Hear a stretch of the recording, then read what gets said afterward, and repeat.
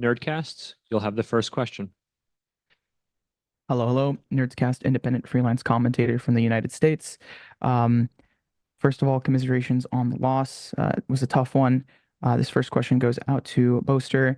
Jake, we talked about, I think, on a previous press conference about your guys' resilience and how you consistently believe in those moments when you are down, how you're able to bring things back.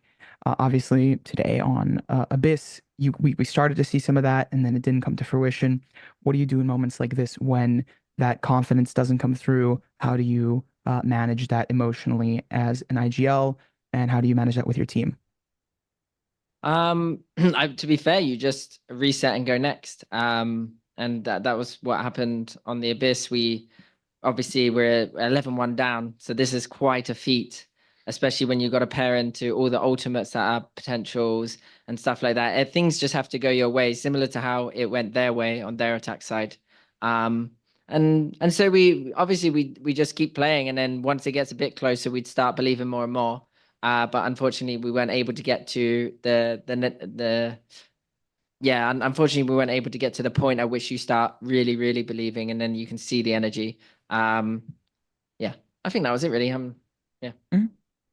Fair enough. And may I have a follow-up? Go ahead. All right, thank you. This one's going to be for Boaster as well.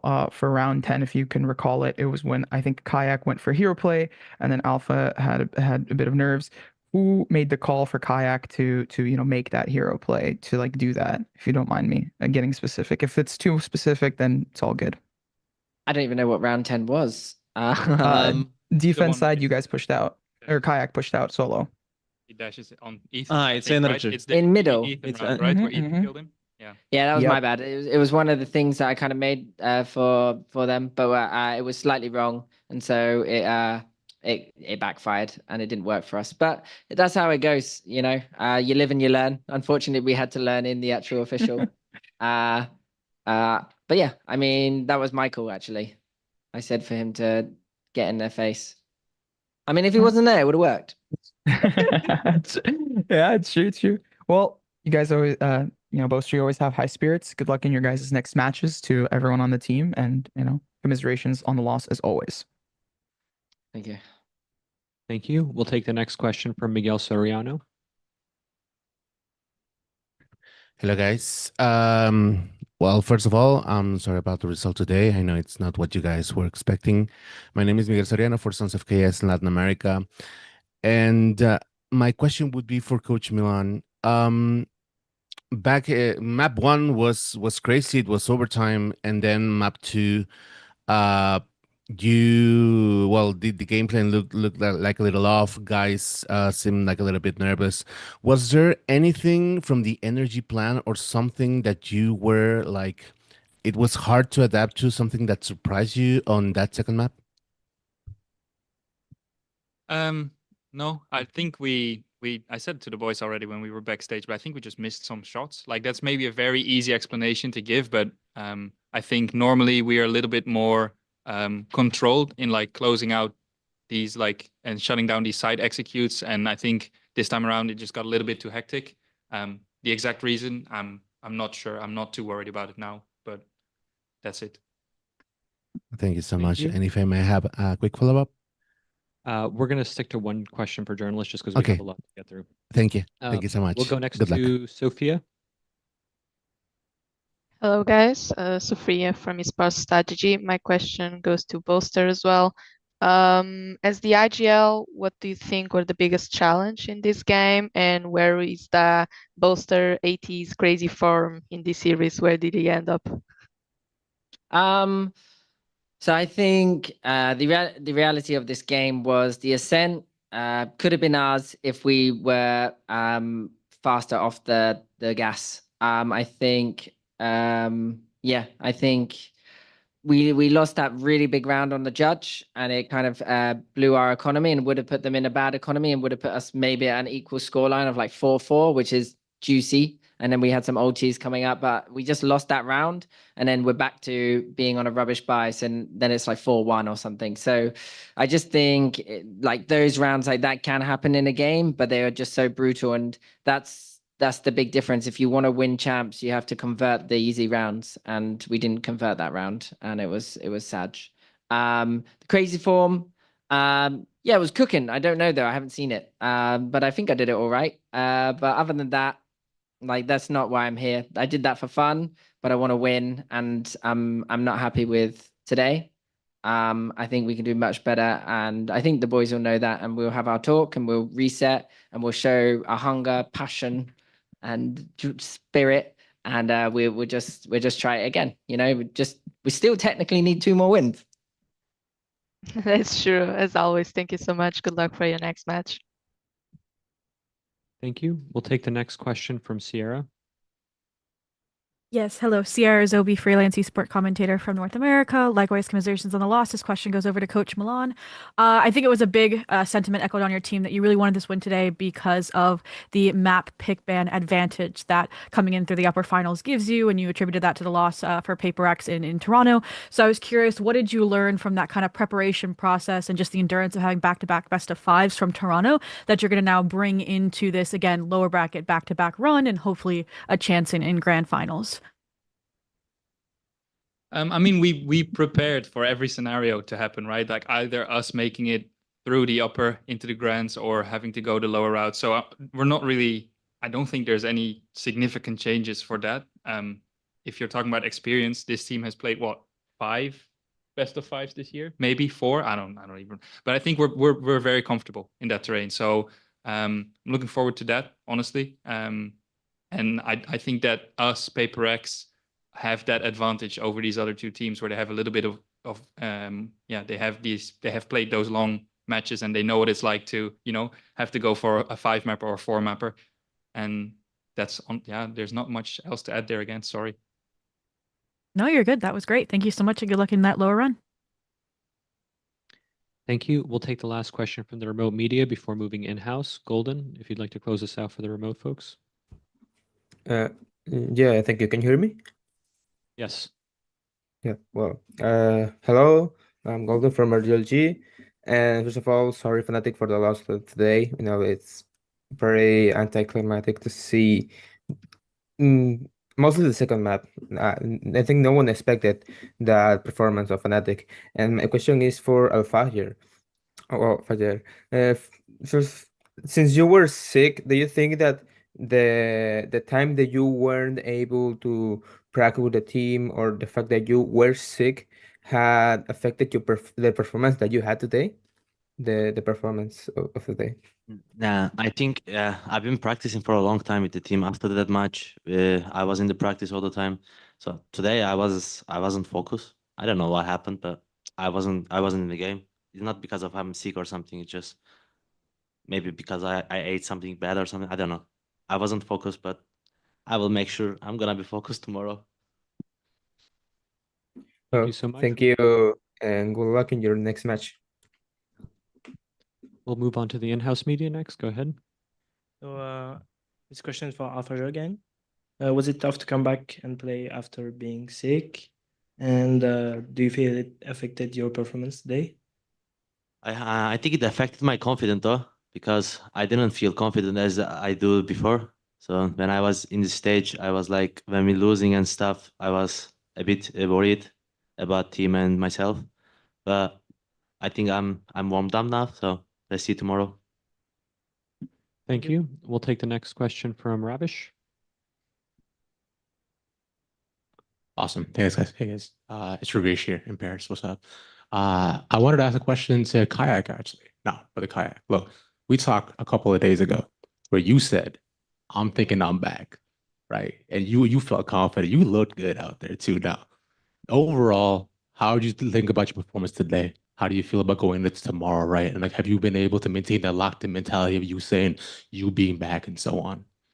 I'm out today, but tomorrow I'll be back again. So I think it was decent. Like not our day. Like I think everyone can say that it wasn't our day for like team play or like some individual stuff. I kind of felt like alpha, to be honest. Like I was not in the game sometimes, especially on the start of us. And I think we just fine. I think just need to fix it for tomorrow, and I think we are good. Makes sense. Awesome. Thank you. Appreciate it. And we will close out with the man, the myth, the legend, Pedro Romero. Appreciate that. Pedro Romero, independent journalist. Likewise, commiserations on this defeat. Still have another chance to bounce back in the lower bracket finals against whoever it is you guys take on. I'm going to send this question over to Boaster. NRG has been a team that has been renowned in recent days in this tournament regarding their prep work for a given match. And given that what we saw out of NRG, an improvement, a continuation of their form in today, what did you kind of see in their kind of prep work and the challenges that they brought to your team? And was there any variations from like how you've seen their play compared to like how you were preparing for them behind the scenes? So we played a center abyss. No, I think they played. They did their defaults. So the defense side, they obviously started Marder towards the B and mid one, but that's kind of where he played in the game. So I think they were just playing their game, honestly, with like knowing roughly what we do, which is kind of, if you're a good team, is all you need to do. Is if you've already got the stuff already placed, all you need to do is know roughly what they're doing, and then you'll have ideas of like how you can play around it. And so the Ascent game, yeah, it just felt like a kind of a normal game. We gave ourselves openings and we didn't manage to close the rounds that we should have closed out. And then when it came to our defense, I think, yeah, it was the same. Like they were just doing their rounds, and we know if they're going mid, they're going A, or they're going B, and we just react accordingly and play accordingly. I think the stage just changed the way you play in comparison to how you practice.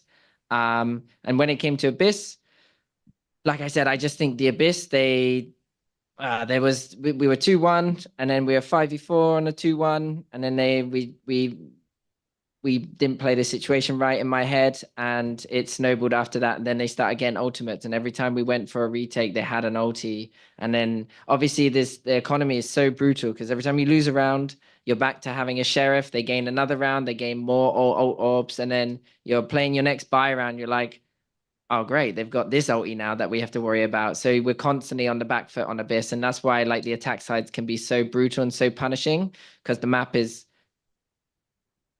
I was about to say something else, and I'm gonna say because the map is a bit dog, but I'd say yeah, you just get punished. Appreciate that. Send this second one over to Crashies. Just want to know for your thoughts as to your point of view as to the difficulty of just having to play NRG, and also on top of that, just sort of the curiosity regarding the difference between the NRG that you played today and also the NRG you kind of been with the previous year. Any kind of differences there as well? Yeah, I think the rookies stepped up big today for them. Scuba, that second map was like 15-1 at one point. Brock on the first map was like firing as well. I definitely think they were just on fire today. We started pretty slow. It was just not our day, like we all said. I think it's a good loss for us to have. A lot of learnings to take out of it. We haven't really lost this tournament. We've been tested, but like we've came back, but we haven't really lost. So I think we're gonna take a lot out of this game. And then going into our next game, best of 5, like Milan said, we played like 4 or 5 best of 5s this year. I think it's going to be a much better Fnatic, so I'm not too worried. Appreciate it. Fnatic, thank you so much for taking the time to speak with us today.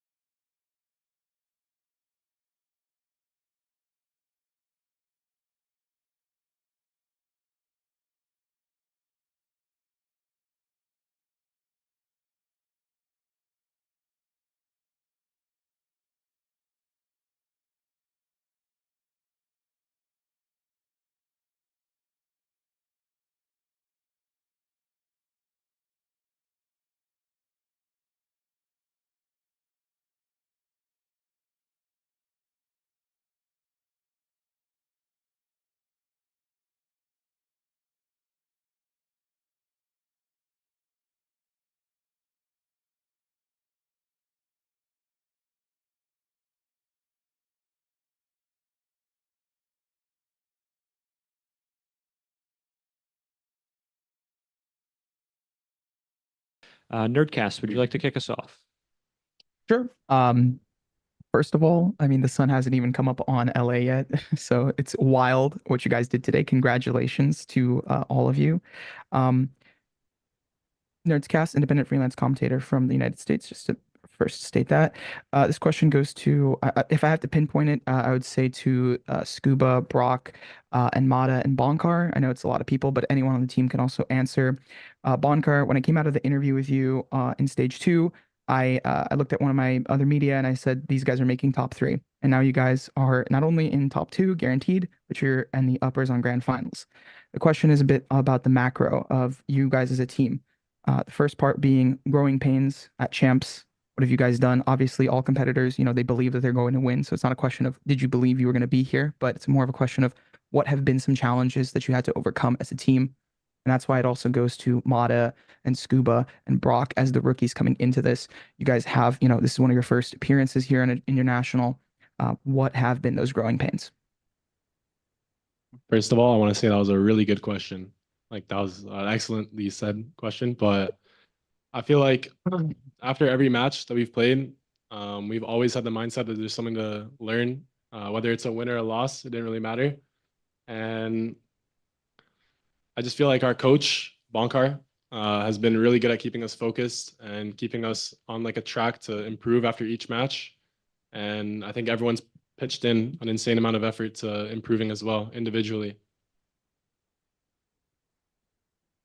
Yeah, I'd say, when we watch other teams play and we compare them to ourselves, we know that we're the better team when we're coming in. We know exactly the plan that we have together. And like Adam said, it's just teamwork with everyone pitching in on how to improve, just throwing out crazy ideas and crazy things we can do with our comps versus specific comps, whether it's attack or defense side, post plant, retakes, whatever it is, just everyone helping out all the time and 100% commit to it, just eat, sleep, breathe Valorant all the time.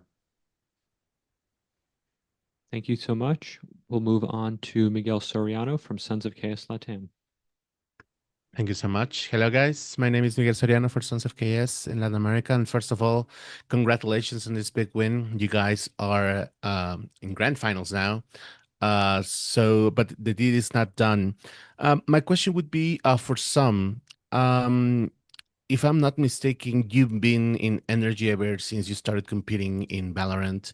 And now you're first stepping into your first Champs Grand Final. So what does this fit mean to you as a player, as an NRG house player? And after all the iterations the team have gone, what are the sensations of being in the Grand Final right now?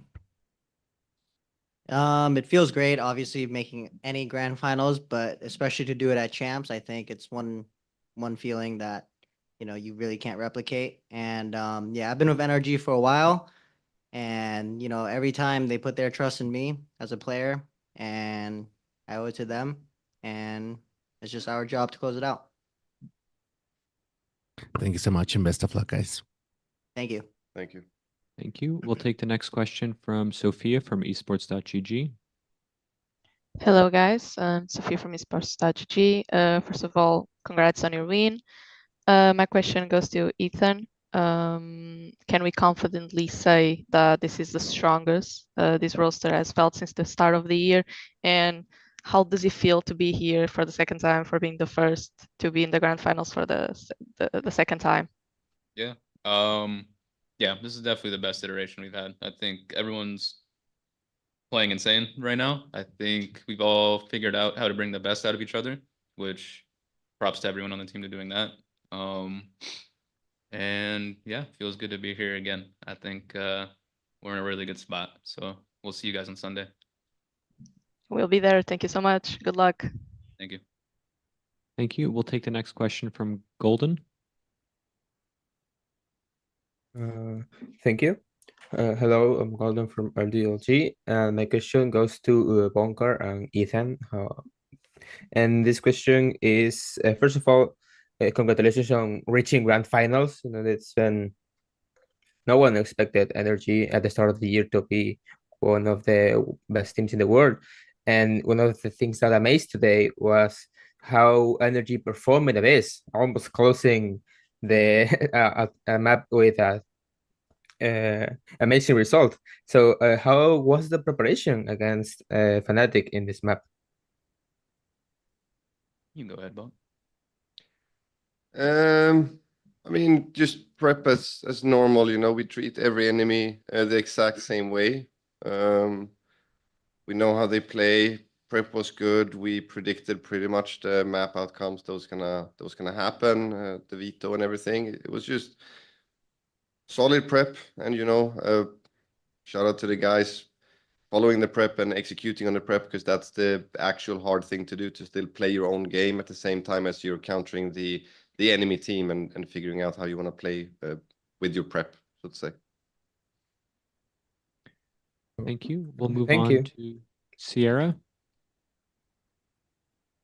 Yes, hello. Sierra Zobi, freelance esport commentator from NA. My question goes over to Scuba.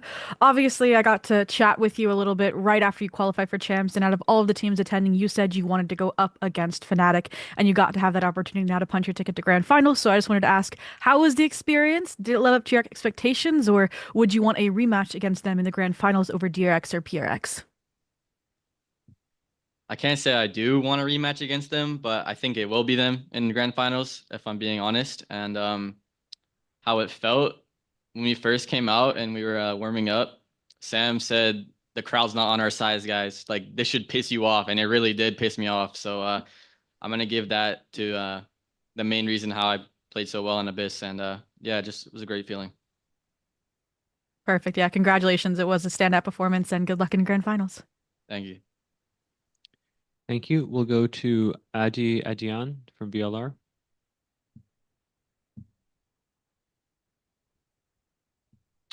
It seems you're having mic issues. We'll come back to you. We'll move to questions in the room if you'd like to go ahead. First of all, congrats on the win today and qualifying to Grand Finals. This question is for Scuba. You had a great series today. From your perspective, what do you think was Fnatic's biggest weakness, and how were you able to take advantage of it? What was their biggest weakness? I would just say during like post plants on both sides of the map, we had like a very good read on them, and we knew what we wanted to do against it, and it ended up working perfectly for us. So I would give main props to Bonk and Strong for that read we had on post plants, and yeah. Thank you. Hi, I'm Niall from the Score Esports, and my question's for Ethan. I just want to know what similarities you see between your run with EG back in 2023 versus your run this year with this group of guys. Vibes are pretty similar. I think any team that makes it this far in the tournament, especially champs, is going to be a special group of players. And at the end of the day, I think just how you work as a team is the biggest part. So we work incredibly well as a team. Us five, coaches, staff, everybody. It's like a family. So that's usually what brings you this far. Thank you. Yeah. Pedro? Pedro Romero, independent journalist. Likewise, congrats on the victory to Devi, moving on to the grand finals, and an incredible achievement for this team so far in this competition. I want to ask Strong for your thoughts as to what was the preparation like for this matchup against Fnatic. Obviously, quite a tight affair in map 1 and an absolute domination in map 2. So what was the prep like, and how did that prep get executed from your point of view? I guess the thing I'd say about it is we were pretty confident that they were going to pick Ascent. It's been a very important map for them the entire time. Obviously, they play an extremely unusual comp, so we had to call in favors basically to make sure that we could scrim against that before we actually got to the match, and we actually did that. And I think, I'll be honest, if we didn't scrim against that the last couple of days, we probably don't win that match, right? Because it's such an unusual comp. It's one of those things where seems straightforward, but it works. There's a lot of like little intricacies, a lot of weird ways it works that you wouldn't expect naturally. So that was super important for us. Like we anticipated a pick on that, and almost certainly it was going to be between that and Bind realistically. And on the Abyss, it was I mean, I think people maybe underestimate our Biston just in terms of the general strength of it, right? Because it's always been a good map for us. It was a good map for us in previous iterations of the roster. I remember when we played the grand finals at Super VALORANT League in the preseason this year. First map was a bit. I think everyone was expecting us to lose to Gen G. We 13-4'd them.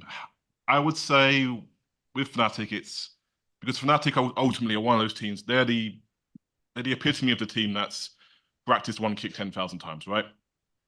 You can always read Fnatic, but that doesn't actually let you beat Fnatic. And I've been on the receiving end a lot of that because I was in Vitality for 2 years. I played Fnatic, I think 3 times in EMEA. I think we lost every time.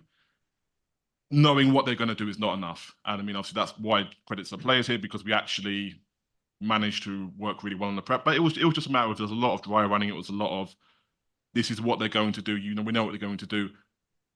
How are we going to react to it? How are we going to? It was a lot of that basically. It took a.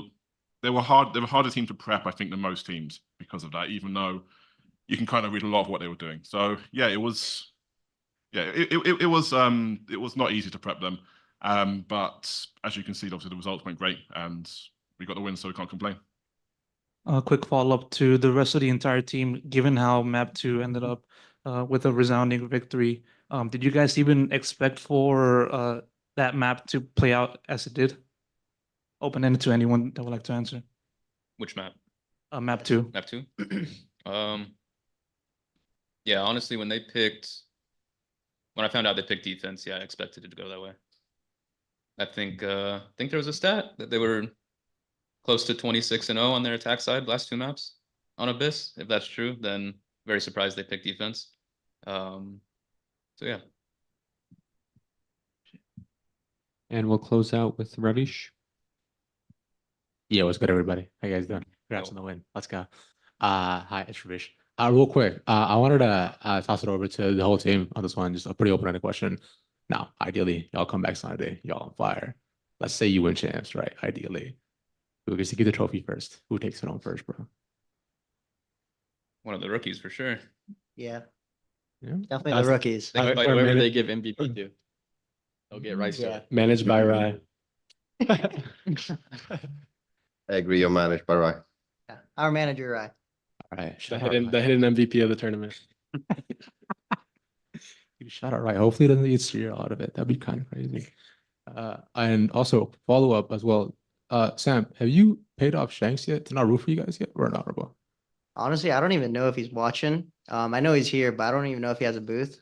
But honestly, he's been like off stream supporting me, so it's been working. So whatever works. All right, as long as it works. Cheers, guys. GG's. Thanks. Thank you. Thank you. NRG, thank you so much for taking the time to speak with us today. This will conclude the press conference. Thank you. Thank you so much.